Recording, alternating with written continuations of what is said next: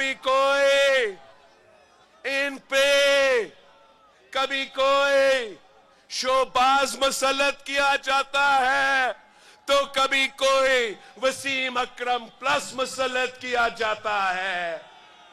क्या लाहौर की किस्मत में ये लिखा हुआ है कि इन्हीं चेहरों को अपने बार बार मुंतखब करवाना है? मैं आया हूं जिद्दोजहद करने के लिए, लड़ने के लिए, आपका दिल जीतने के लिए, और मैं ये जिद्दोजहद जारी रखूंगा जब तक हम नहीं जीतते। हम पाकिस्तान को इन पुराने सियासतदानों के हवाले नहीं कर सकते।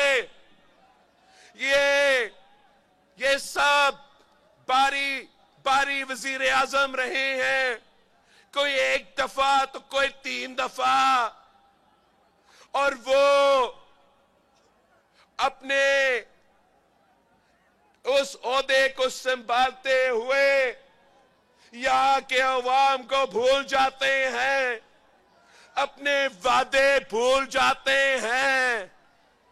पाकिस्तान पीपल्स पार्टी वो जमात है जो वादा अगर करते हैं तो वो वादा पूरा करके दिखाते हैं।